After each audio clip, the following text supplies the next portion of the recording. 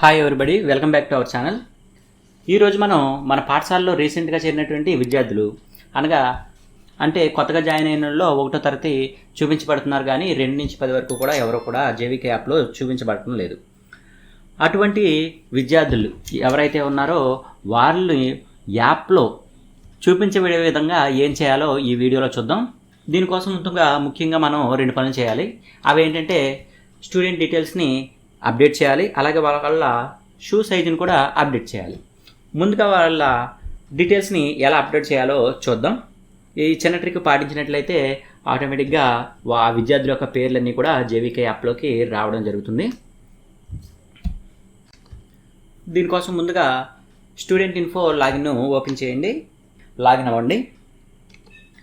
ఈ educational management system site open అయిన తర్వాత దీంట్లో మనకి లెఫ్ట్ సైడ్ కార్నర్లో ఉన్నటువంటి మెనూలో అడ్మిషన్స్ ఎగ్జిట్ అనే బటన్ ఉంటుంది, దాన్ని క్లిక్ చేయండి. దాంట్లో ఎడిట్ స్టూడెంట్ డీటెయిల్స్ అని ఉంటుంది, దాన్ని ప్రెస్ చేయండి. ప్రెస్ చేస్తే ఈ విధంగా స్టూడెంట్ ఐడి అడుగుతూ వస్తుంది. ఇక్కడ మనం రీసెంట్గా 6లో జాయిన్ అయిన వాళ్ళని ఎలా యాప్లోకి రావాలో ముందుగా చూద్దాం. దానికోసం 6వ తరగతి యొక్క రీసెంట్గా జాయిన్ అయిన విద్యార్థి యొక్క ఐడి ఇవ్వండి. గెట్ డీటెయిల్స్ మీద ప్రెస్ చేయండి. ప్రెస్ చేస్తే ఆ విద్యార్థి యొక్క వివరాలను ఈ విధంగా చూపించబడతాయి. ఇలా చూపించబడిన విద్యార్థి వివరాల్లో అడ్మిషన్ నెంబర్ని చెక్ చేసుకోండి. ఇక్కడ అడ్మిషన్ నెంబరు తప్పనిసరిగా 5 అంకెల నెంబరు ఉండాలి. ఒకవేళ 5 అంకెల నెంబరు లేకపోయినట్లయితే ముందుగా ఒక 0ని చేర్చి 5 అంకెల నెంబర్ కింద దాన్ని మార్చండి. తర్వాత వివరాల్లో ఇప్పుడు ఇక్కడ గమనించండి, ఇక్కడ ప్రజెంట్ స్టడీయింగ్ క్లాస్ ఉంటుంది, కానీ ఇక్కడ స్టడీడ్ ప్రీవియస్ ఇయర్ అనేది కనపడదు.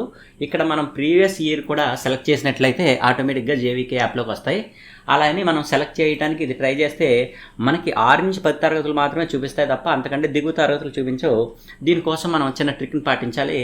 అదేంటంటే ప్రజెంట్ స్టడీయింగ్ క్లాస్ అయితే ఏదైతే ఉందో దాన్ని ఒక ఇయర్ పెంచండి. అంటే 6లో ఉన్న వాళ్ళని 7th కింద మార్చండి.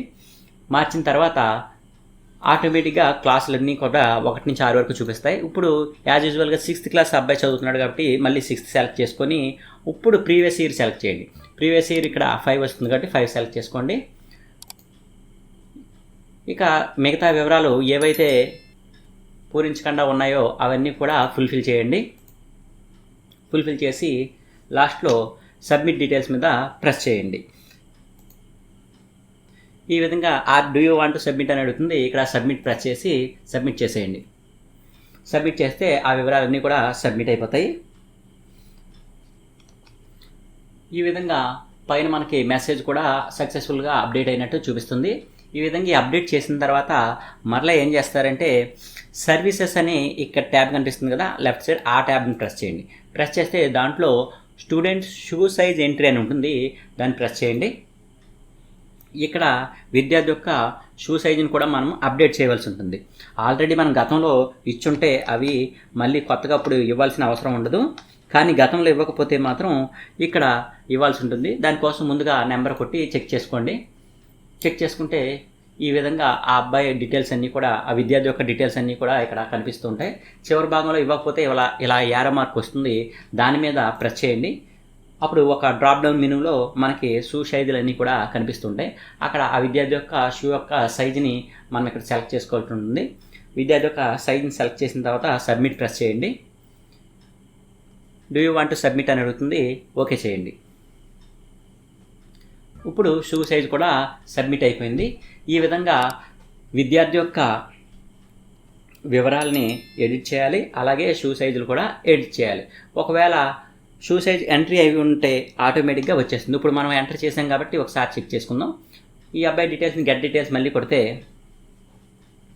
ఇక్కడ చూడండి చివరి భాగంలో ఆటోమేటిక్గా మనం ఎంటర్ చేసినటువంటి షూ సైజ్ విత్ డీటెయిల్స్ వచ్చేస్తాయి. ఇక ఈ అబ్బాయికి ఎంటర్ చేయవలసిన అవసరం లేదు.